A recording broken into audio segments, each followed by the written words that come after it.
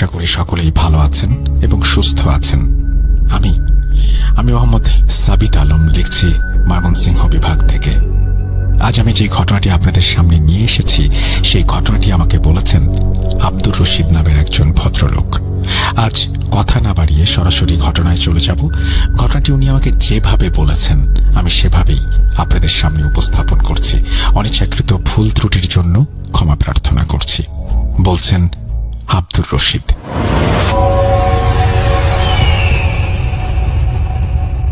আমার নাম আব্দুর রশিদ। জন্মসূত্রে বাংলাদেশে হলেও এখন আমেরিকার বাসিন্দা।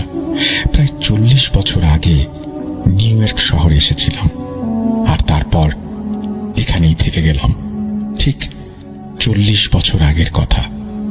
নিউ ইয়র্ক শহর আসার পর আমি এখানকারই একজন মানুষ হিসেবে নিজেকে মানিয়ে নিয়েছি। এই দীর্ঘ সময়ে অনেক মানুষের সঙ্গে আমার পরিচয় হয়েছে, অনেক বন্ধু জুটেছে, অনেক কিছু শিখেছি, অনেক কিছু শিখিয়েছি। আমি এখানে এসেছিলাম পড়াশোনা করার জন্য। সেই সময়ের একটি ঘটনা আজও আমার মনে এতটাই স্পষ্টভাবে গেঁথে আছে যে ভাবলেই মাথা ঘুরে যায়। আমি ভূত.কমের ঘটনাগুলো নিয়মিত শুনি, তাই আমার মনে হলো এই ঘটনাটা শেয়ার করা দরকার। আমাদের বিশ্ববিদ্যালয়ে বিশ্বের বিভিন্ন প্রান্ত থেকে ছাত্রছাত্রীরা পড়তে আসতো। তাদের মধ্যে একজন ছিল সালমান, যে সৌদি আরব থেকে এসেছিল। ওর পূর্বপুরুষেরা আফগানিস্তানের বাসিন্দা। পরে ওর বাবা আফগানিস্তান থেকে হিজরত করে সৌদি আরবে চলে আসেন। সালমান আমার বয়সী ছিল। আমরা কয়েকজন ছেলে মিলে একটা গ্রুপ ছিলাম। আমরা পড়াশোনার পাশাপাশি কাজও করতাম, আর বেশিরভাগ সময়ই একসঙ্গে কাটাতাম। সালমানদের অ্যাপার্টমেন্টটা আমাদের বন্ধুদের অ্যাপার্টমেন্টের খুব কাছেই ছিল। ওর সঙ্গে মাঝে মধ্যেই বিশ্ববিদ্যালয়ে বা পথে ঘাটে দেখা হলে সালাম বিনিময় হতো। ও খুব ধনী পরিবারের ছেলে ছিল। আমরা যখন ট্রেনে যাতায়াত করতাম ও তখন নিজের গাড়িতে ঘুরে বেড়াতো। ওর শুধু একটাই গাড়ি ছিল না, বেশ কয়েকটি গাড়ি ছিল, যেগুলোর নামও আমরা জানতাম না।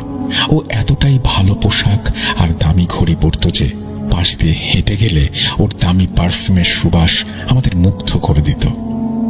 আমরা বাকিরা আমাদের দেশ থেকে এখানে পড়াশোনা করতে এসেছিলাম এবং কাজ করে নিজেদের খরচ চালাতাম, তাই আমাদের পক্ষে ওর মতো দামি জিনিসপত্র কেনা অসম্ভব ছিল।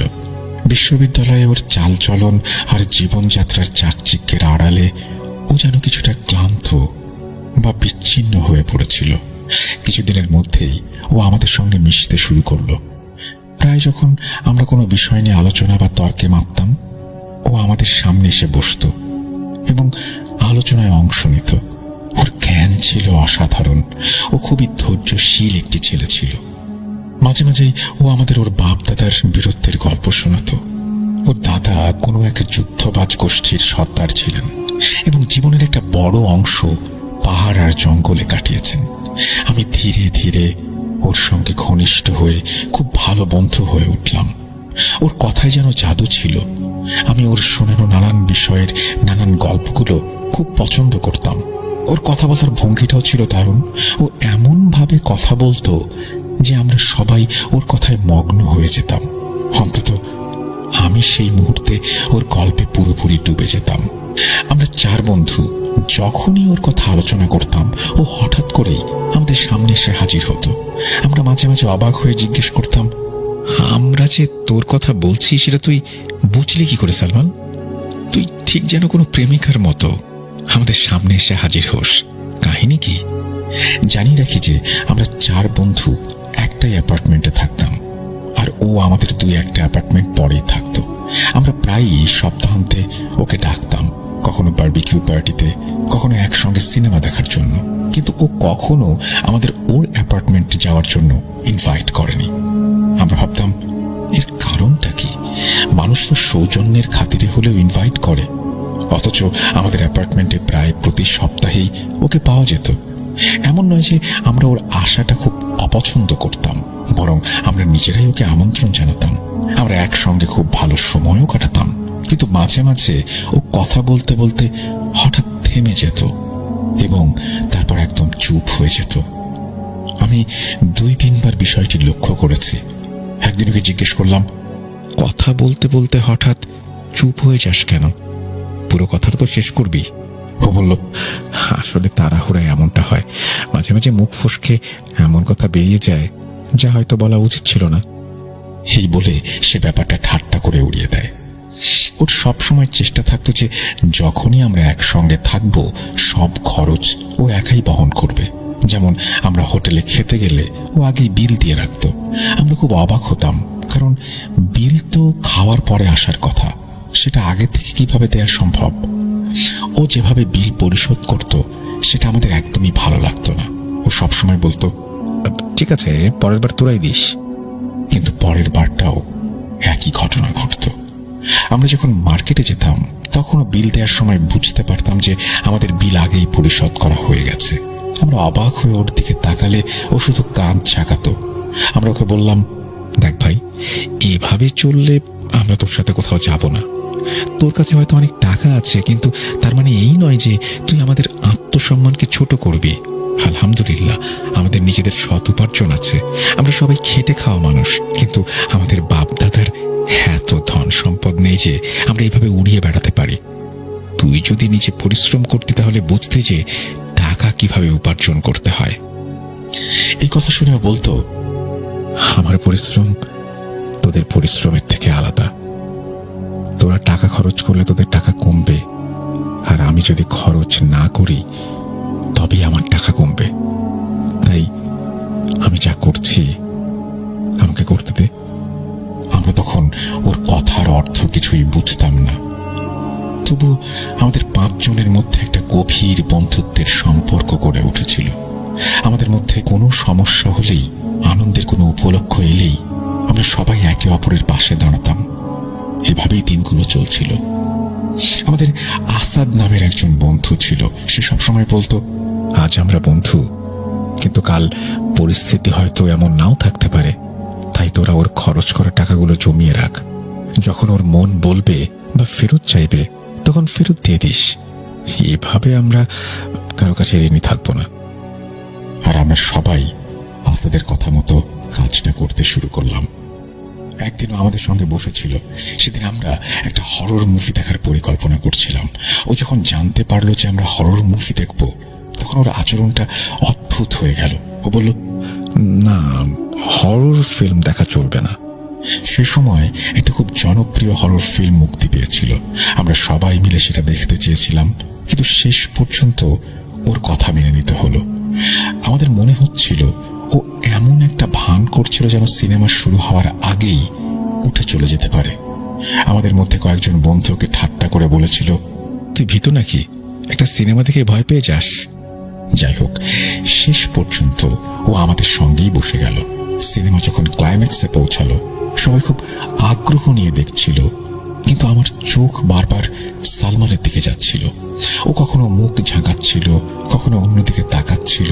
ওর নজর টিভির দিকে ছিল না, কিন্তু ওর ভেতরের অবস্থা দেখে মনে হচ্ছিল খুব অস্থির। মনে হচ্ছিল ওর ভেতরে কিছু একটা ফেটে পড়বে। হঠাৎ করে ও কাঁপতে শুরু করলো, আর মাথাটা হাঁটুর মধ্যে গুঁজে দিল। আমি অন্য বন্ধুদের দিকে তাকালাম। সবাই সালমানকে অদ্ভুত দৃষ্টিতে দেখছিল। ঠিক সেই মুহূর্তে বাইরের দরজায় কেউ জোরে জোরে আঘাত করতে শুরু করলো। মনে হচ্ছিল যেন অনেকে মিলে দরজায় হামলা চালাচ্ছে। এই ধাক্কাধাক্কি এতটাই সারপ্রাইজিংলি শুরু হয়েছিল যে আমরা সবাই ভয়ে লাফিয়ে উঠলাম, কিন্তু সালমানের উপর এর কোনো প্রভাব পড়ল না। ও আগের মতোই হাঁটুতে মাথা গুঁজে বসে রইল।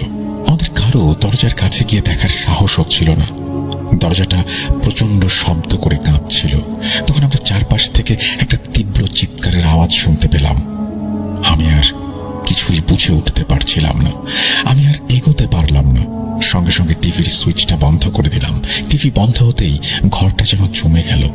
সবকিছুতে এক অদ্ভুত নীরবতা নেমে এলো। দরজায় ধাক্কার শব্দ নিচ থেকে থেমে গেল। আমরা সবাই যেন সাপের মতো জমে গেলাম। কারো সামনে এগোনোর সাহস ছিল না, এমনকি একে অপরের দিকে চোখ তুলে তাকাতেও পারছিলাম না। আমাদের গলা এতটাই শুকিয়ে গিয়েছিল যে মনে হচ্ছিল কাঁটা বিঁধেছে।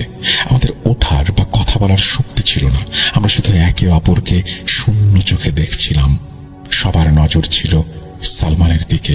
ও অনেকক্ষণ ওই অবস্থাতেই বসে রইল। আমাদের মধ্যে এতটাই ভয় কাজ করছিল যে ওর কাছে গিয়ে কিছু বলার সাহসও হচ্ছিল না। কিছুক্ষণ পর ও মাথা তুলতেই আমরা দেখলাম ওর চোখ দুটো টকটকে লাল হয়ে আছে। ও আমাদের দিকে না তাকিয়েই নিজের ওভারকোটটা তুলে নিয়ে দ্রুত অ্যাপার্টমেন্ট থেকে বেরিয়ে গেল। আমরা ওকে আটকাতে পারলাম না, ওর অবস্থা সম্পর্কে কিছু জিজ্ঞেসও করতে পারলাম না। আমাদের শরীর ভয়ে অসাড় হয়ে গিয়েছিল। তারপর হার কে হরর মুভি দেখতে চাইবে, আমরা নিজেরাই একটা ভয়ঙ্কর অভিজ্ঞতার মধ্যে দিয়ে গেলাম। সালমানের এমন অবস্থা দেখে আমার মনে অনেক সন্দেহ দানা বাঁধল।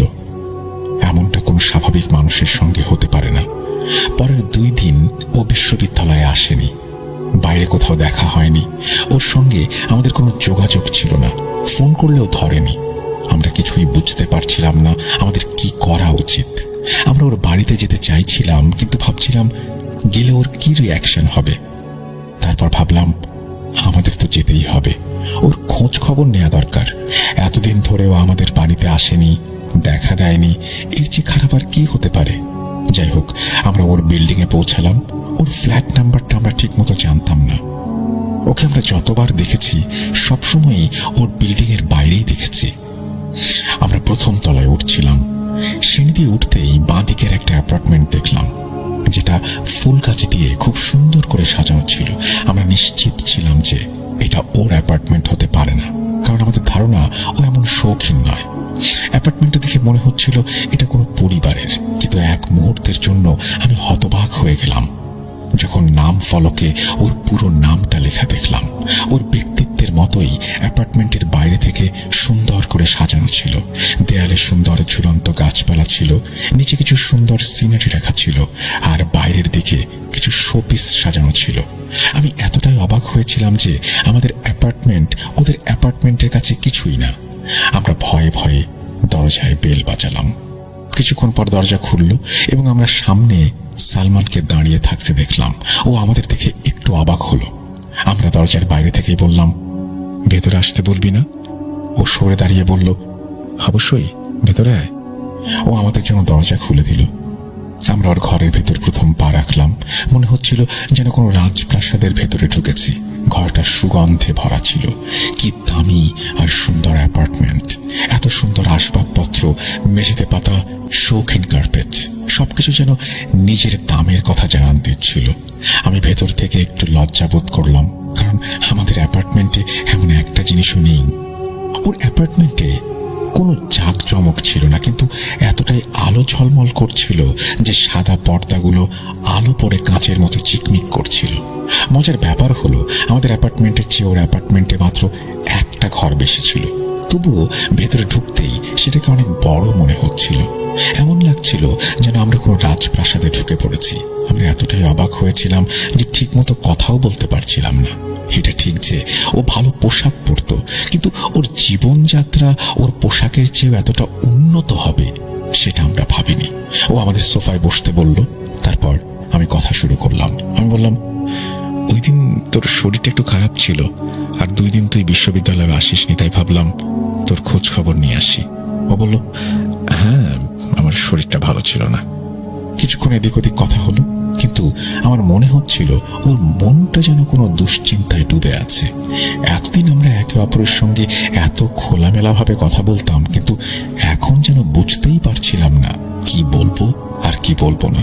আমাদের মধ্যে একটা দূরত্ব অনুভব করলাম। হঠাৎ রান্নাঘর থেকে খাবারের সুবাস আসতে শুরু করলো। আমি বুঝতে পারলাম না, ও তো আমাদের সঙ্গেই বসে আছে, তাহলে রান্নাঘরে কে এই সুগন্ধ ছড়াচ্ছে? কিছুক্ষণ পর ও বলল, চল খেতে যাই। ডাইনিং টেবিলে নানান রকম খাবার দেখে আমরা সবাই হতবাক হয়ে গেলাম। কারো মুখ থেকে একটা শব্দও বের হচ্ছিল না। আমাদের তো বিস্ময়ে মুখ বন্ধ হয়ে যাওয়ার জোগাড়।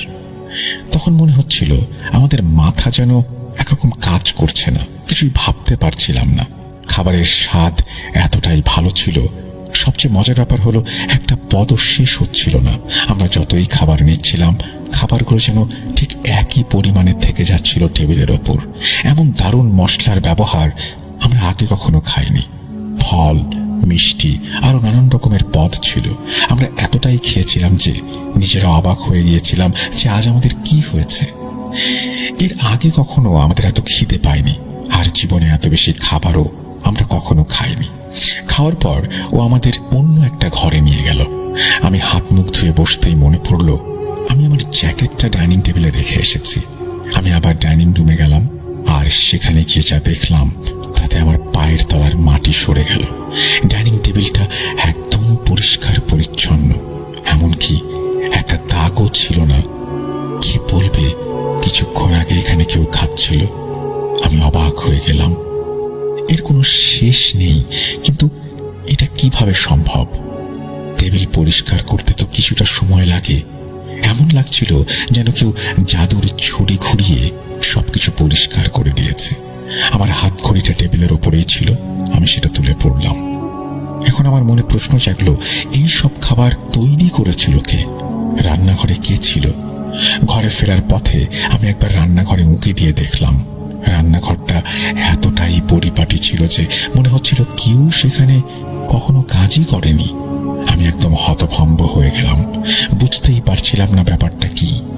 যখন থেকে ওর বিল্ডিং এ এসেছি তখন থেকেই আমার মাথার ওপর বিস্ময়ের পাহাড় ভেঙে পড়েছে।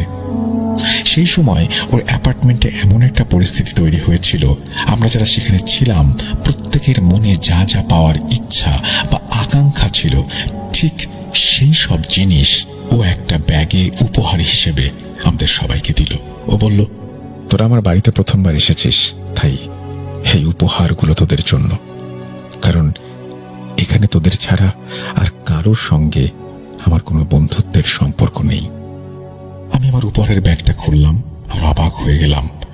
ওর হাতে যে ঘড়িটা আমি দেখতাম, যে সুগন্ধি ও ব্যবহার করত, এবং ওর কিছু পোশাক যেগুলো দেখে আমার মনে হতো যদি আমারও এগুলো থাকতো, সবকিছুই আছে ওই ব্যাগের ভেতরে। যদিও আমি এই ইচ্ছার কথা কখনো কাউকে বলিনি, আমার মন ছাড়া আর কেউ এই বিষয়টা জানতো না। এখন কেউ যদি এতই ধনী হয়, সে অন্যের মনের কথা জানতে পারবে কিভাবে? ধনী হওয়া আর মনের কথা জানতে পারা দুটো ভিন্ন ব্যাপার। আর এই ব্যাপারটা আমাকে খুব অবাক করে দিয়েছিল। জানি না কেন আমার মন মানছিল না যে আমি ওর কাছে এতটা ঋণী হয়ে যাব। এই উপহারগুলো এমন ছিল যার ঋণ হয়তো আমি সারা জীবনেও শোধ করতে পারবো না। আমি ব্যাগটা সামনের টেবিলের উপরে রাখলাম, বললাম, আমি সব নিতে পারবো না। ও অবাক হয়ে আমার দিকে তাকিয়ে বলল, কেন? আমি বললাম, তুই আমাকে লজ্জিত করছিস। আমি জাস্ট তোর খোঁজ নিতে এসেছিলাম। আমার দিকে আমার বাকি বন্ধুরাও তাকালো এবং তারাও ব্যাগগুলো ওর সামনে রেখে দিয়েছিল এবং বলল, রশিদ ঠিকই বলেছে, আমরা সব নিতে পারবো না। এমন হলে তোর আর আমাদের মধ্যে একটা বড় পার্থক্য তৈরি হয়ে যাবে, কারণ বন্ধুত্বের সমতা থাকাটাই ভালো। আর আমরা তোকে এর বিনিময়ে কিছুই দিতে পারবো না। এভাবে উপহার নিলে নিজেদের ছোট মনে হবে। সালমান অবাক হয়ে আমাদের দিকে তাকিয়ে বলল, আল্লাহর দোহাই, তোরা মানা করিস না। তোদের বন্ধুত্ব আমার জন্য খুবই মূল্যবান। তোদের সঙ্গে আমি যে সময়টা কাটিয়েছি তার দাম আমি কোনোদিন দিতে পারবো না। আর এমনিতেও আমার মতো মানুষের সঙ্গে কেউ বন্ধুত্ব করতে চায় না। সো তোদের মতো বন্ধু পাওয়াটা আমার জন্য বড় উপহারের চেয়েও বড়। এই বলে ও আবার সেই ব্যাগগুলো আমাদের হাতে তুলে দিল। আমরা সবাই নিজেদের অ্যাপার্টমেন্টে ফিরে এলাম, সবাই নিজের ব্যাগ খুললাম। এখন আমাদের মধ্যে একে একে সবাই বলতে লাগলো তারা এই জিনিসগুলোই মনে মনে চেয়েছিল। সবাই অবাক হয়েছিল, এটা কিভাবে সম্ভব যে ও আমাদের মনের কথা জেনে গেল আর সেই জিনিসগুলো আমাদের উপহার দিল। আমাদের কেউই এই উপহার পেয়ে খুব একটা খুশি হতে পারছিলাম না। আমাদের মধ্যে আলোচনা শুরু হলো, আসলে সালমান কে, আর ওই খাবারগুলোই বা কে তৈরি করেছিল। আসাদ বলল, যদিও আমাদের জানানোর প্রয়োজন মনে করত তাহলে আগেই বলে দিত। কিন্তু আমার অবস্থা ছিল এমন যে এই সব চিন্তা করতে করতে আমার মনটা কেমন যেন অদ্ভুত হয়ে যাচ্ছিল।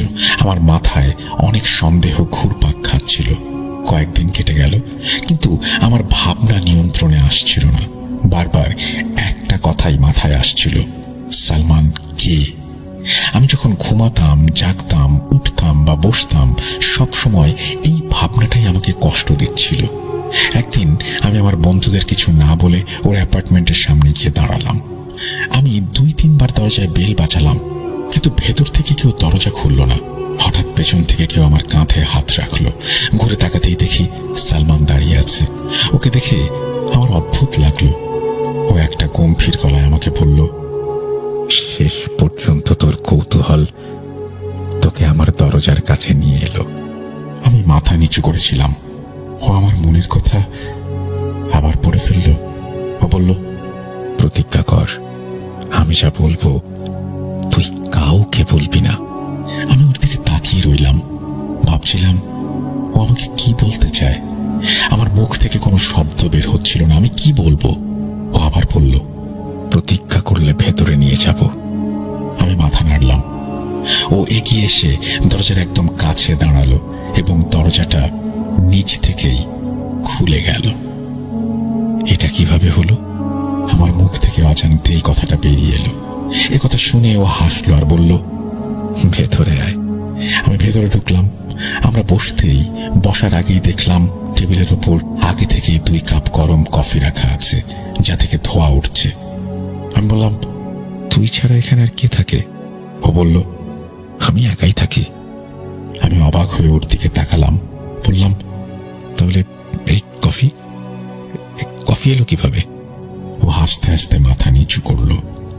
আমি আর নিজেকে সামলাতে পারলাম না। বললাম, বল তো তুই কে, আর এই সবকিছু নিজে থেকে কিভাবে হয়ে যায়? আমি যখন এই কথাগুলো বলছিলাম, ও হঠাৎ করেই আমার সামনে বসে থাকা অবস্থাতেই অদৃশ্য হয়ে গেল। আমার গলা দিয়ে একটা চিৎকার বেরিয়ে আসছিল। আমি দৌড়ে উঠে দাঁড়ালাম। এই আতঙ্ক আমার কফির মগের ওপর এসে পড়ল। আমি গরম কফি আমার প্যান্টে আর কার্পেটে ফেললাম। আশ্চর্যের বিষয় হলো, ধোঁয়া ওঠা গরম কফি যখন আমার ওপর পড়ল, তখন আমি কোনো উত্তাপই অনুভব করলাম না। আমি ভেতর থেকে কাঁপতে শুরু করলাম। আমি চেঁচিয়ে বললাম, সালমান, তুই কোথায়? আমার সামনে আয়। তুই কে? আমি এটা বলতেই ও আবারও আমার সামনে আগের রূপে এসে দাঁড়ালো। আমি এতটাই ভয় পেয়েছিলাম যে আমার উপর আতঙ্ক ছেয়ে গেল। আমি ঠিকমতো কথাও বলতে পারছিলাম না। আমার এই পরিস্থিতি থেকে বের হতে সময় লাগছিল। নিজেকে দোষ দিচ্ছিলাম, কেন আমি এখানে এলাম। যদি আমার সঙ্গে কিছু হয়ে যায়, তাহলে আমার কোনো বন্ধু বা পরিচিত কেউ জানতেও পারবে না। তারপর ও আমার খুব কাছে এসে আমার শার্টের কলার ধরে সোফায় বসিয়ে দিল। আমার প্যান্টে যে অংশে কফি পড়েছিল, ও শুধু হাত দিয়ে জায়গাটা ছুঁয়ে দিল, যেন সেখানে কোনো কিছু পড়েনি এমন মনে হলো। আমি একদম চুপ করে সবকিছু দেখছিলাম। অনেকক্ষণ আমাদের মধ্যে এরকম নীরবতা চলল। তারপর ও বলল, আমি কে সেটাই তুই জানতে চাইছিস, তাই না? জেনে রাখ, আমি একজন মানুষ। আমি জিনও। আমি ওর কথা শুনে ওর মুখের ভাব লক্ষ্য করছিলাম। ও বলল, আমার দাদা আফগানিস্তানে যখন তাদের গোত্রের পক্ষে যুদ্ধ করছিলেন, তখন তিনি একটি পাহাড়ের গুহায় আশ্রয় নিয়েছিলেন। তারা জানতেন না যে কোন গুহায় তারা আশ্রয় নিয়েছেন। ওই গুহাটি ছিল এক জিন গোত্রের সর্দারের মেয়ের বিয়ের আয়োজনের জন্য। দাদা বাইরে শত্রুর উপস্থিতি টের পেয়েছিলেন। এরপর শত্রুরা গুহার ভেতরে ঢুকে আমার দাদার উপরে আক্রমণ চালায়। তখন দাদার তলোয়ারটা অজান্তেই সেই জায়গায় আঘাত করে যেখানে ওই গোত্রের সর্দারের মেয়ের হাজবেন্ড বসেছিল, আর তখনই সেই জিন সেখানে মারা যায়। তারা সব জিনেরা দাদাকে বন্দী করে ফেলে।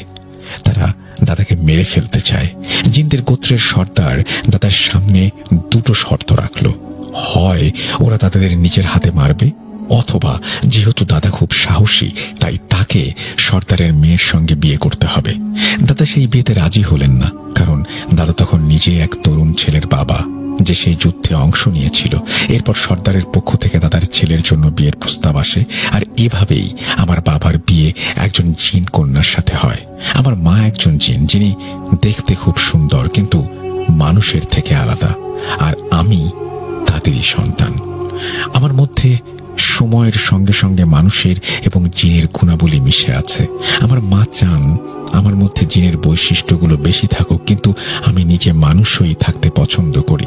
আমার মা এটা পছন্দ করেন না, তাই আমি আমার মা বাবার থেকে দূরে এইখানে থাকি। যেন নিজের মতো করে বাঁচতে পারি।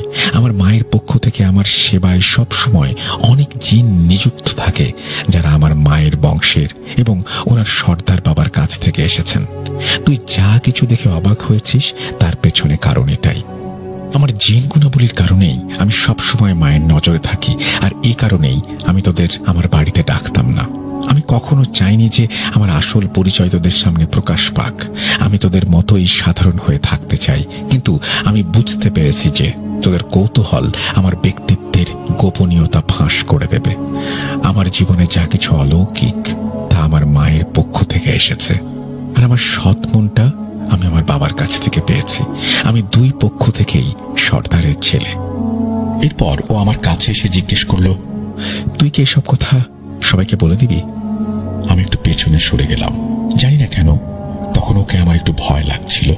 এর আগে আমি কখনোই শুনিনি যে মানুষের সঙ্গে জিনের বিয়ে হয়। আমি ঢোক গিলে বললাম, না, আমি প্রতিজ্ঞা করেছি এই কথাগুলো আমার আর তোর মধ্যেই থাকবে।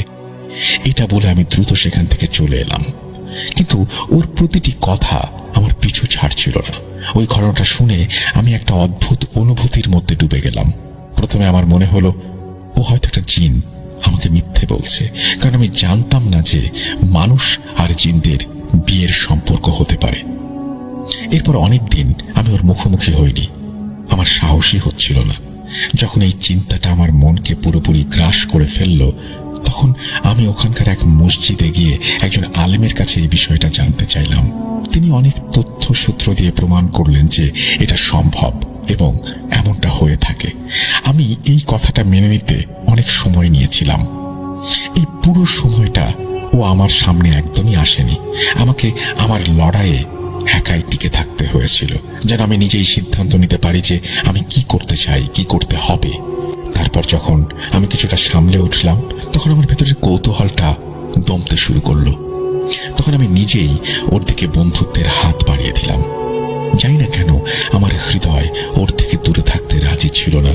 এরপর থেকে আমি খুব খেয়াল রাখতাম যেন ওর সামনে জোরে আওয়াজ না হয় বা কোনো হরর মুভি দেখানো না হয়, কারণ এসব জিনিস ওর মধ্যে থাকা কিছু বিশেষ গুণকে ঝাঁকিয়ে তোলে।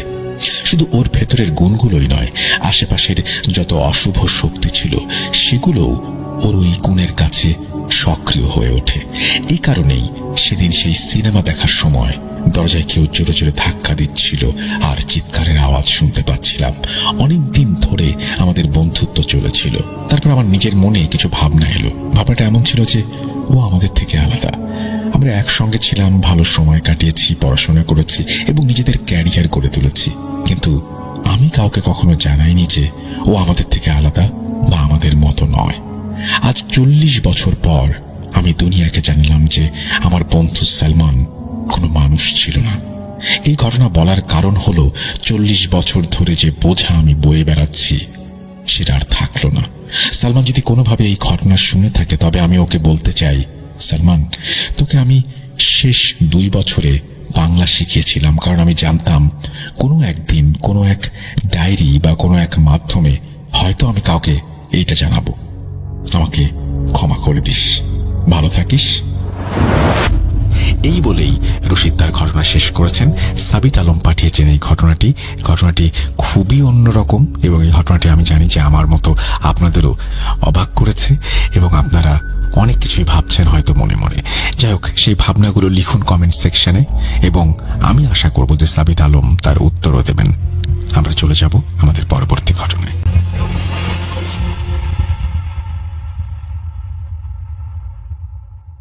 Welcome back. আপনাদের সবাইকে স্বাগত জানাচ্ছি আমি রাসেল। আশা করছি আপনারা সবাই ভালো আছেন এবং ভালোর তলে আছেন। আমিও ভালো আছি আর ভালোর তলে আছি। জুনায়েদ হুজুরের ঘটনা আপনাদের সবার অনেক প্রশংসা পেয়েছে। আমি জানি অনেকেই অধীর অপেক্ষায় আছেন কবে আসবে আবার জুনায়েদ হুজুরের ঘটনা। তো আজকে একটা জুনায়েদ হুজুরের ঘটনা আমরা পেয়েছি এবং সেটি পড়ে শোনাবো। আশা করছি প্রথম থেকে শেষ পর্যন্ত শুনবেন আমাদের। চলুন শুরু করা যাক। আসসালামু আলাইকুম রাসেল ভাই ও প্রিয় শ্রোতা বন্ধুরা, আশা করি আল্লাহর অশেষ রহমতে আপনারা সবাই ভালো আছেন এবং ভালোর তলে আছেন। আমি মোহাম্মদ ইয়াসিন বলছিলাম গাজীপুরের কোনো একটা জায়গা থেকে আজ আবারও জুনায়েদ হুজুরের নতুন একটি ভয়ঙ্কর সত্য ঘটনা নিয়ে হাজির হলাম। আশা করি আপনাদের কাছে ভালো লাগবে। ঘটনায় ভুল ত্রুটিগুলো ক্ষমা সুন্দর দৃষ্টিতে দেখার আবেদন রইল। কথা না বাড়িয়ে চলুন শুরু করা যাক। ঘটনাটা আজ থেকে প্রায় 3 বছর আগের। জুনায়েদ হুজুর আমাকে তার গ্রামের বাড়ি নিয়ে যান একটি রুকাইয়ার কাজের জন্য। রুকাইয়ার কাজ শেষে জুনায়েদ হুজুর আমাকে নিয়ে রাতে একটু বের হলেন গ্রামের রাতের সৌন্দর্য দেখানোর জন্য। পেছনে হুজুরের 7 রত্নরাও ছিলেন। আমরা হাঁটছিলাম একেবারে গ্রামের রাস্তা দিয়ে। দুপাশে ধান ক্ষেত আর মাঝখান দিয়ে একটা রাস্তা চলে গেছে শেষ না হওয়ার পথে। আমরা সকলেই নীরবভাবে গ্রামের সৌন্দর্য উপভোগ করছি। হঠাৎ জুনায়েদ হুজুর বলে উঠলেন, জানো ইয়াসিন, আজ থেকে প্রায় 15 বছর আগে এই রাস্তাটা এতটা শান্ত ছিল না। এই রাস্তা দিয়ে মানুষজন দিনের বেলায় চলতেই ভয় পেত। আল্লাহর ইচ্ছায় আমার হাত দিয়েই এই ভয়ের অবসান ঘটেছে। আমি বললাম, হুজুর, কি সেই ঘটনা আমাকে বলুন, আমি শুনতে চাই। হুজুর বলতে রাজি হলেন। গভীর অন্ধকারের মধ্যে জুনায়েদ হুজুরের ঘটনা শুরু হলো।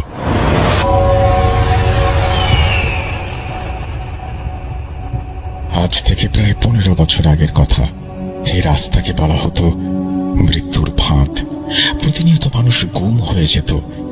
কেউ আগুনের ধোঁয়া দেখত, উড়ন্ত ঘোড়া, লম্বা পাওয়ালা মানুষ, 5 হাত বিশিষ্ট প্রাণীও দেখত।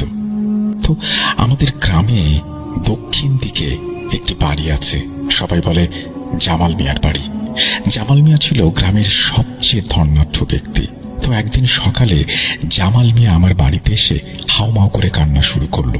আমার দাদা জিজ্ঞেস করে, আরে জামাল মিয়া না, কি কি হলো, কান্না করছো কেন? জামাল মিয়া বলল, ভাইজান, আমার সব শেষ। আমি এখন নিঃস্ব। আমি কি করব, কি হবে? দাদা বললেন, কি হয়েছে সেটা আগে বলো। জামাল মিয়া বললেন, আমার মেয়ে মৃত অবস্থায় বাসায় পড়ে আছে। এই কথা শুনে আমরা দৌড়ে জামাল মিয়ার বাসায় যাই। গিয়ে যা দেখতে পাই তা হয়তো কেউ দেখতে চাইবে না। আমরা দেখতে পাই জামাল মিয়ার মেয়ের নিথর দেহ পড়ে আছে। শরীর থেকে মাথা আলাদা করা, শরীরের বিভিন্ন স্থানে আঁচড় ও খুবলে খুবলে খাওয়া মাংসের দাগ। আর তার হাত ছিল না। মেঝেতে রক্তের বন্যা বয়ে গেছে। লাশের পাশে জামাল মিয়ার স্ত্রী অজ্ঞান অবস্থায় পড়ে আছে। জামাল মিয়ার এই একটা মাত্র মেয়ে। পরবর্তীতে আমরা জানতে পারি জামাল মিয়া ওই ভয়ঙ্কর রাস্তা দিয়ে ইলিশ মাছ কিনে ফিরছিলেন। পথে ওইখানে থাকা জিনেরা তার কাছে মাছ চায়। তিনি দিতে আপত্তি জানান। তারপর বাড়িতে এনে সেই মাছ ভাজেন। আর মাছের প্রথম টুকরাটা জামাল মিয়ার মেয়ে খায়। ফলে সেই খবিশ জিনেরা রাগে ফেটে পড়ে। তারা জামাল মিয়ার মেয়েকে হত্যা করে এবং শরীর থেকে মাংস খেয়ে ফেলে। এই ঘটনার একদিন পর জামাল মিয়া শোক সহ্য করতে না পেরে আত্মহত্যা করে ফেলে। আর তার স্ত্রীর কোনো খবর পাওয়া যায় না। জামাল মিয়ার সাথে এই ঘটনা ঘটার কিছুদিন পর গ্রামের এক বাসিন্দা রফিক মিয়া এই রাস্তা দিয়ে ফিরছিলেন। তিনি একটু নেশাগ্রস্ত ছিলেন। প্রাকৃতিক প্রয়োজনে তিনি পাশে থাকা একটা তেঁতুল গাছের পাশে গিয়ে বসেন। এর ফলস্বরূপ সেই জিনেরা রাগান্বিত হয়ে তাকে মেরে ফেলে। সকালে গ্রামবাসীরা তার সেই লাশ গাছে ঝুলন্ত অবস্থায় পায়। লাশের শরীরে চামড়া ছিল না। আর বেশিরভাগ ঘটনা এরপর থেকে ওই তেঁতুল গাছেই ঘটত। এইসব দেখে গ্রাম প্রধান খুব দুশ্চিন্তায় পড়ে যান। তিনি সিদ্ধান্ত নেন ওই তেঁতুল গাছটি কেটে ফেলবেন। লোকজন নিয়ে তিনি সকালে তেঁতুল গাছটি কাটতে যান। কিন্তু গাছটির একটি ডাল কাটার পরেই ওই স্থান থেকে রক্ত পড়া শুরু করে, যা দেখে তারা আর কাটতে পারে না। পরের দিন খবর আসে গ্রাম প্রধান সহ ওই লোকজন যারা গাছ কাটতে গিয়েছিল সকলেই মারা গিয়েছে। আর তাদের মৃত্যু অনেক কঠিন ভাবে হয়।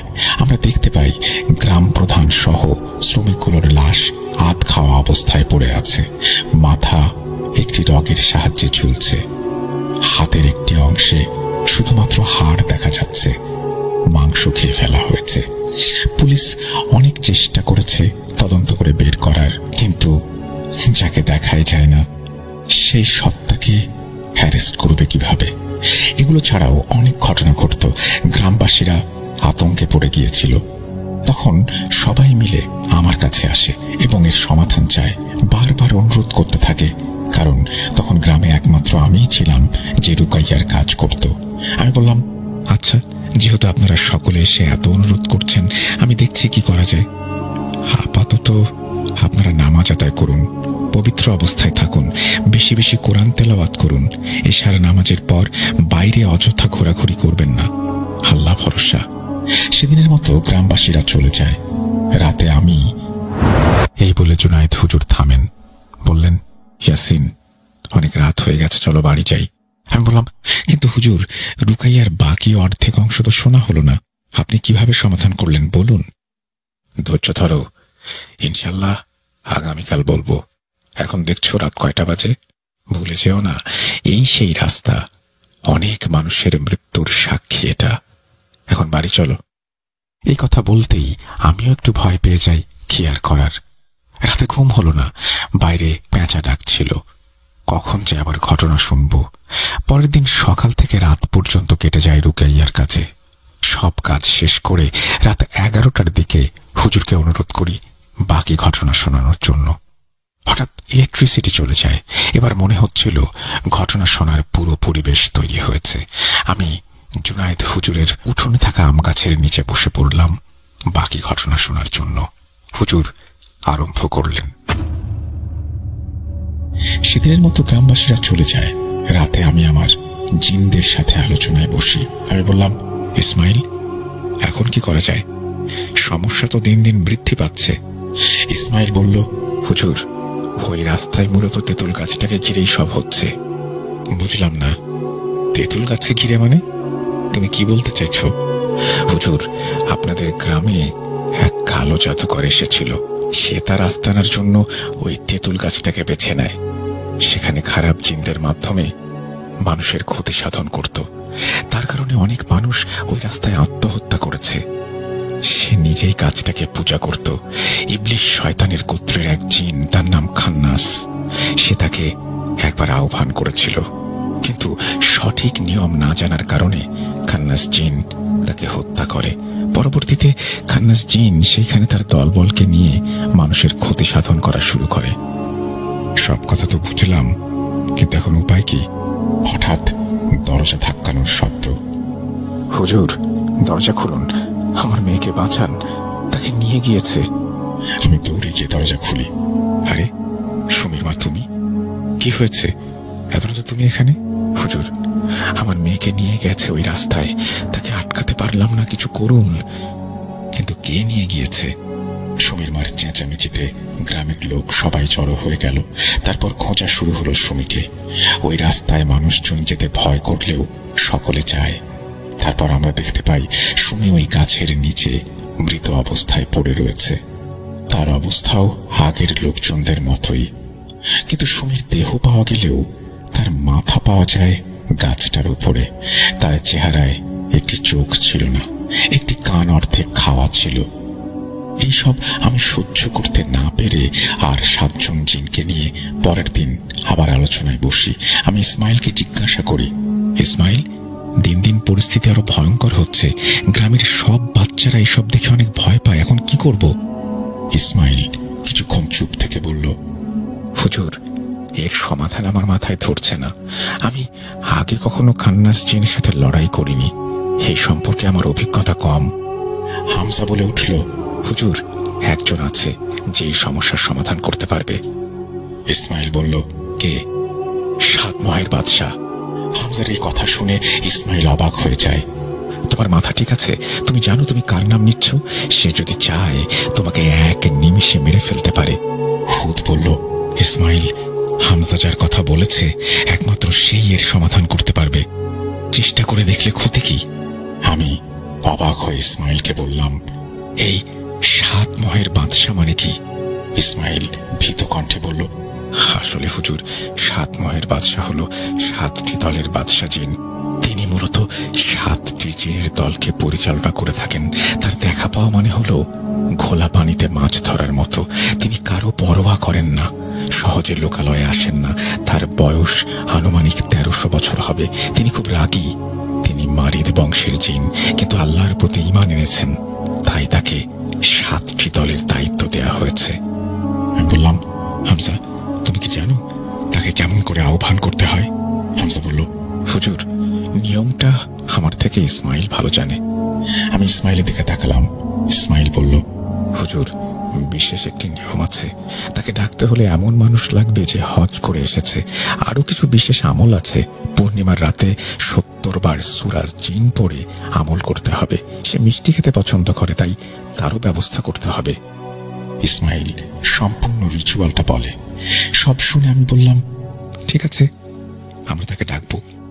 2 দিন পর পূর্ণিমার রাত ছিল, তাই পূর্ণিমার রাতে আমি সূরা জিন 70 বার পড়ে পূর্ণ আমল শেষ করলাম।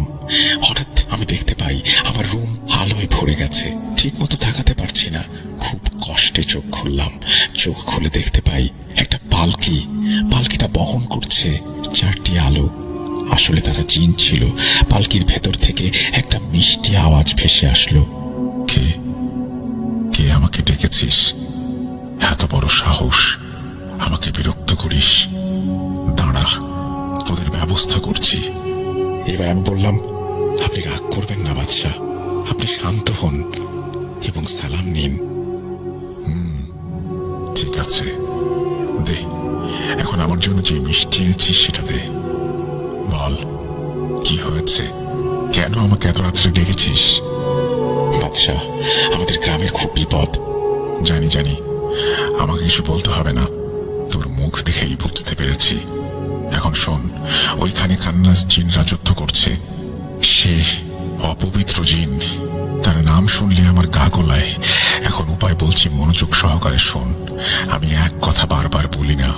তুই তোর দাদার কাছে যা, গিয়ে জিজ্ঞাসা কর আব্দুর রউফ সাহেবের রুকাইয়ার কিতাবটা কোথায় রাখা। সেই কিতাবেই তুই তোর সব প্রশ্নের উত্তর পেয়ে যাবি। এই বলে 7 মহের বাদশাহ তার পালকি নিয়ে উধাও হয়ে যায়। আমি ইসমাইলের দিকে তাকালাম, দেখলাম সে মাথা নিচু করে দাঁড়িয়ে আছে। পরের দিন আমি আমার দাদার কাছে গিয়ে জিজ্ঞাসা করলাম সেই কিতাবের কথা। দাদা অবাক হয়ে বললেন, আব্দুর রউফ সাহেবের নাম তুমি কোথা থেকে শুনলে? তুমি জানো তিনি কে? আমার দাদা একজন আলেম থাকার কারণে আমি সব খুলে বলি। দাদা বললেন, আমি আমার জীবনে 7 মহের বাদশাকে অনেক আহ্বান করেছি, কিন্তু সে সাড়া দেয়নি। তোমার মন পবিত্র, তাই তোমার ডাকে সাড়া দিয়েছে। এখন শোনো, আব্দুর রউফ হলো আমার দাদা। তিনি ছিলেন এই গ্রামের সবচেয়ে বড় আলেম, রাখি। তিনি যত ধরনের রুকাইয়া করেছেন, সেই রুকাইয়া করার নিয়ম একটি কিতাবে সংরক্ষণ করে রেখেছেন। কিন্তু দাদার মৃত্যুর পরে 7টা কিতাব আমার কাছে ছিল। তারপর দাদার জিনেরা ওটা গুম করে দেয়, তাই বলতে পারলাম না কিতাবটা কোথায়। আমি এবার চিন্তায় পড়ে যাই, কিতাব না পেলে সমস্যার সমাধান হবে কিভাবে? রাতে ইসমাইলকে সব খুলে বলি। ইসমাইল বলল, 7 মহের বাদশাকে ডেকে জিজ্ঞেস করুন। তিনি যেহেতু কিতাবের কথা বলেছেন, তিনিই এর সন্ধান দিতে পারবেন। উপায় না পেয়ে ডাকতে হলো আবারও 7 মহের বাদশাকে। তিনি হাজির হয়ে চটে যান ইসমাইলের উপরে। ইসমাইল, তুই একটু বেশি চালাক। আর এতক্ষণে আমি বুঝতে পারি এই হচ্ছে ইসমাইলের বাদশাহ। আমি যা আগে জানতাম না। বাদশাহ, যাই হোক, এবার কিতাবের সন্ধানটা দিলে খুব উপকার হতো। জানি, এই নে কিতাব। আব্দুর রউফ সাহেবের জিনেরা আমার দলে। তারা এই কিতাব যোগ্য লোকের কাছে তুলে দিতে চায়, তাই এটা তোর হাতেই তুলে দিলাম।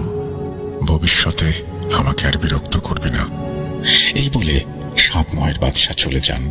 আমি বুঝতে পারলাম না, কিতাবটা যেহেতু বাদশার কাছেই ছিল, তাহলে প্রথমেই তিনি দিলেন না কেন? যাই হোক, আমি ইসমাইলকে কিছু বলি না। কিতাবটি খুলি। 112 নম্বর পেজে খান্নাস জিন সম্পর্কে সব লেখা ছিল, আর তাকেও তার দলবলকে কিভাবে পরাজিত করতে হয় তাও লেখা ছিল। কিতাবটিতে লেখা ছিল, খান্নাস জিন এরা মানুষের ভয় নিয়ে খেলে, মানুষের দুর্বলতা খুঁজে বের করে ভয় দেখায়। এরা বাতাসের মাধ্যমে চলাচল করে। এদের পছন্দের খাবার হলো মানুষের তাজা মাংস। প্রতি সপ্তাহে তারা মোট 3 দিন শিকার করে। এদের হাত থেকে বাঁচতে হলে কয়েকটি নিয়ম পালন করতে হবে এবং তাদের দুর্বলতা খুঁজে বের করে কাজ করতে হবে। তাদের সবচেয়ে বড় দুর্বলতা হচ্ছে জমজম কূপের পানি। এটা তাদের দুর্বল করে দিতে যথেষ্ট। এদের হত্যা করতে হলে একটি কালো কোঁচকোঁচে মোরগের ভেতর বন্দী করতে হবে এবং জবাই করতে হবে। জবাই করা হলে পুরনো কোনো কবরের পাশে মাটি চাপা দিতে হবে, কিন্তু কোনো প্রকারের ভুল করা যাবে না।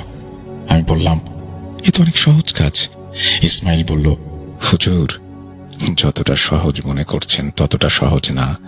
এখানে একটা কথা লেখা আছে, একেবারে নিচে দেখুন, ছোট্ট করে লেখা। আমি দেখলাম আসলেই তো লেখা আছে, নেতাকে হত্যা করতে হবে বিশেষ দিনে। আমি কিছু বুঝতে পারলাম না। ইসমাইল বলল, হুজুর, নেতা মানে একমাত্র দলের যে প্রধান, তাকেই হত্যা করতে হবে, আর বাকিরা এমনিতেই দুর্বল হয়ে পড়বে। আর বিশেষ দিন মানে হচ্ছে শবে বরাতের রাতে, যা প্রতি বছর একবারই আসে। এইবার আমি চিন্তায় পড়ে যাই। তার মানে হাতে সুযোগ একটাই। আমি ক্যালেন্ডারের দিকে তাকাই, দেখতে পাই শবে বরাতের আরো 1 সপ্তাহ বাকি। কিন্তু এদিক দিয়ে গ্রামের পরিস্থিতি অনেক খারাপ। কি আর করার, পরবর্তী 1 সপ্তাহ অপেক্ষা করতে হবে। পরের দিন সকালে ঘটল আরেক কাহিনী। গ্রামের পশ্চিম দিকে জাব্বার কাকার বাড়ি।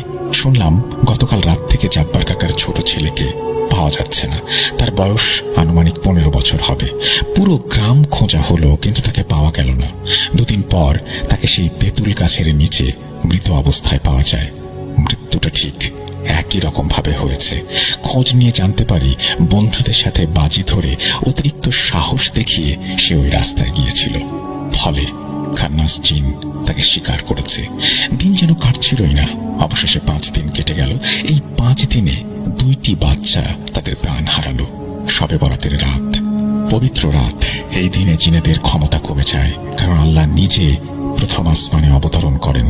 ফলে আমাদের জন্য কাজটা একটু সহজ হয়ে যায়। অবশেষে সেই রাত চলে আসে। আমি গ্রামবাসীদের আগেই বলে রেখেছিলাম, আজ রাতে যেন কেউ ঘর থেকে বের না হয়।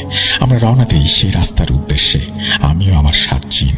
রাস্তায় পৌঁছাতেই চোখের সামনে দিয়ে একটি ঘোড়া উড়ে যায়। এটা আমি কি দেখছি? ইসমাইল বলল, হুজুর, ভয় পাবেন না, এটা খান্নাস জিনের কাজ, আপনি শান্ত হন। আমি আয়াতুল কুরসি পড়া শুরু করি। এরপর মনে হলো পেছন থেকে কেউ আমার বাম কাঁধে হাত রাখলো। আমি পেছনে ফিরে যা দেখলাম তা আমি কল্পনাতেও দেখতে চাই না। আমি দেখি 4 চোখ বিশিষ্ট একটি প্রাণী, তার মুখ থেকে মাংস গলে পড়ছে। ইসমাইল আমাকে টান দিয়ে সামনের দিকে নিয়ে যায়। হুজুর, আপনার কি মাথা খারাপ? জানেন না এই সব কাজে বের হলে পেছনে তাকানো নিষেধ? আমার কলেজায় আর পানি নেই। আমি তখন নতুন নতুন লুকাইয়ার কাজ শুরু করেছি, এত অভিজ্ঞ নই। ইসমাইল কিছু একটা পড়ে আমাকে ফোঁতে দেয়, আমি স্বাভাবিক হয়ে যাই। আর যেই জায়গায় ছিলাম ওইখান থেকে 10 মিনিট হাঁটলেই তেঁতুল গাছটার সামনে পৌঁছাবো। আদনানের হাতে কালো একটা মোরগ ছিল। কিছুটা এগিয়ে যেতেই মনে হলো কেউ আমার পিঠে হাত রাখলো। এইবার আমি পেছনে তাকানোর সাহস পেলাম না। আর একটু এগোতেই দেখতে পাই কি যেন আমার দিকে আসছে। একটু কাছে যেতেই দেখতে পাই মানুষ আকৃতির কিছু একটা, তার মাথা থেকে রক্ত গড়িয়ে পড়ছে। একটি কাক ঠুকরিয়ে ঠুকরিয়ে খাচ্ছে। এসব দেখার চেয়ে আমার যেন মৃত্যুই ভালো। হঠাৎ হামজা আমার কানে কানে বলল, হুজুর, সূরা জিন পড়ুন, সব ঠিক হয়ে যাবে। কিন্তু ওই মুহূর্তে কোনো সূরাই আমার মনে আসছিল না। এবার আমি ভয়ে ভয়ে চোখ খুলে দেখতে পাই অবয়বটা আর নেই। ইসমাইল বলল, হুজুর, আর দেরি করবেন না, তাড়াতাড়ি হাঁটা শুরু করুন। এইবার আমি আমার চলার গতি বাড়িয়ে দেই। হাঁটতে হাঁটতে মনে হচ্ছিল কেউ আমার পেছন থেকে নাম ধরে ডাকছে। সামনে একটু পর পর কালো কুচকুচে বিড়াল যাচ্ছে। আমি তেঁতুল গাছটি থেকে মাত্র 10 হাত দূরে। আমি দেখতে পাই একটা কালো অবয়ব গাছটির মাথায় বসে রয়েছে। আমাকে দেখে সে হাসছে, চোখের পলকে সে নিচে নেমে আসে আর নারী পুরুষ মিশ্রিত কণ্ঠে বলে, সাহসের প্রশংসা করতে হয়। আমার কাছে নিজেই চলে আসলি বলির পাঠা হওয়ার জন্য। আজ আমি তোর অস্তিত্ব মুছে ফেলতে এসেছি। এই বলে আমি আমার পকেটে থাকা জমজমের পানি বের করে তার শরীরে ছুঁড়ে মারি। সে চিৎকার করতে থাকে। তারপর আমি আমার 7 জিন বিশেষ আয়াত পড়তে শুরু করি। ওই দিক দিয়ে আকাশ যেন ঘন মেঘে ছেয়ে গেছে। বজ্রপাত শুরু হয়ে গেছে। মনে হচ্ছিল গ্রামের দিক থেকে শত শত কালো অবয়ব আমাদের দিকে আসছে। হঠাৎ তেঁতুল তেঁতুল গাছের একটি ডাল ভেঙে পড়ে। একটুর জন্য আমার মাথায় পড়েনি। আমি হাতের শব্দ আরো বাড়িয়ে দেই। ভয়ে আমার পা কাঁপছে, অবয়বটা তার রং বদলাতে শুরু করেছে। আর দেরি না, তাকে খুব কষ্টে মোরগের মধ্যে বন্দী করে ফেলি। মোরগটি জীবিত থাকা অবস্থায় তার মুখ থেকে রক্ত গড়িয়ে পড়ছে। আদনান মোরগটিকে নিচে রাখলো। আমি ছুরি চালাতে যাব, ঠিক সেই মুহূর্তে মোরগটা দৌড় দিল। ইসমাইল মোরগের পেছনে ছুটতে শুরু করলো। কোনো উপায় না পেয়ে মোরগের পেছন দিকে তাক করে ছুরিটি ছুঁড়ে মারল। মোরগটি মৃত্যুবরণ করল, কিন্তু যেইভাবে জবাই করার কথা ছিল সেটা হলো না। আমি আর দেরি না করে মোরগটি নিয়ে কবরস্থানের দিকে দৌড় দিলাম। এবার একটি কবর দেখলাম যা প্রায় ভেঙে গিয়েছিল। আমি মোরগটিকে পাশে রেখে মাটি খুঁড়তে শুরু করলাম। এখানে একটি ভয়ঙ্কর ঘটনা ঘটল। আমি সেই ঘটনাটি সহ্য করতে পারলাম না। হঠাৎ একটি আলোর ঝলকানি দেখতে পাই সাতমহের বাদশা। সে মোরগটার গলা চেপে আমার খোঁড়া গর্তের মধ্যে পুঁতে দেয়। সাতমহের বাদশা বলল, এখন যা, গিয়ে নামাজ পড়, রাতে তোর সাথে কথা বলবো। বাদশার পেছনে আমার 7 জিন দাঁড়িয়েছিল। ফজরের নামাজ শেষে গ্রামে একটু হাঁটাহাঁটি করছিলাম। হঠাৎ দেখি সকলে ওই রাস্তার দিকে দৌড়ে যাচ্ছে। কিছু না ভেবে আমিও তাদের পেছন পেছন যাই। গিয়ে দেখতে পাই সেই তেঁতুল গাছটি ভেঙে পড়েছে, আর গাছটির আশেপাশে 17টি কালো বিড়াল, 3টি কাক মৃত অবস্থায় পড়ে আছে। পাশে আমার ছুরিটি রয়েছে। আমি ইসমাইলের দিকে তাকালাম। সে কানে কানে বলল, সাতমহের বাদশার জন্য অপেক্ষা করুন, সব জানতে পারবেন। রাত আনুমানিক 12টার দিকে বাদশা আসেন। এসেই বললেন, আমি জানতাম খান্নাস জিনকে তোর এত সহজে শেষ করতে পারবি না, কারণ তোর 7 জিন এতটাই উচ্চ জাতের জিন নয়। খান্নাস জিনদের সাথে লড়াই করতে হলে ক্ষমতাশালী ও উচ্চ জাতের জিন লাগে। তাই ভাবলাম গ্রামবাসীদের জন্য হলেও আমি সমস্যাটার সমাধান করব। এই বলে বাদশা চলে যান। আমি হতবাক হয়ে আমার 7 জিনের দিকে তাকিয়ে থাকি। পরবর্তীতে গ্রামবাসীদের জানিয়ে দেই ওই রাস্তা এখন বিপদমুক্ত। এই বলে জুনায়েদ হুজুর থামলেন, দীর্ঘ একটা নিঃশ্বাস নিলেন আর বললেন, ওই দিনের ঘটনাই আমাকে সবচেয়ে বেশি ভয় পাইয়ে দিয়েছিল। তো রাসেল ভাই, এই ছিল ঘটনা। আশা করি আপনার প্রিয় শ্রোতারা পছন্দ করবেন। আর ভালো না লাগলে আমি আন্তরিকভাবে দুঃখিত আপনাদের সময় নষ্ট করার জন্য। আপনারা সবাই জানেন যে আমাদেরকে যিনি ঘটনা পাঠান তিনি সবসময় জুনায়েদ হুজুরের ঘটনা পাঠান, এবং তিনি আজকেও একটি ঘটনা পাঠিয়েছেন। ঘটনাটি কেমন লাগলো বলবেন, কারণ আমি আসলে এরকম মানুষের কাছ থেকে, যারা আসলে এই কাজ করেন, সরাসরি তাদের কাছ থেকে যখন ঘটনা পাই তখন খুবই উৎসাহ বোধ করি। এই ঘটনার মধ্যে অনেক কিছুই আছে যেগুলো আমারও বুঝতে সমস্যা হয়েছে। আপনাদের মনেও কোনো প্রশ্ন থাকতে পারে, আর সেই প্রশ্ন থাকলে তার উত্তর নিশ্চয়ই যিনি ঘটনা পাঠিয়েছেন তিনিই দিতে পারবেন। তাকে আপনারা চাইলে আমরা লাইভে নিয়ে আসবো।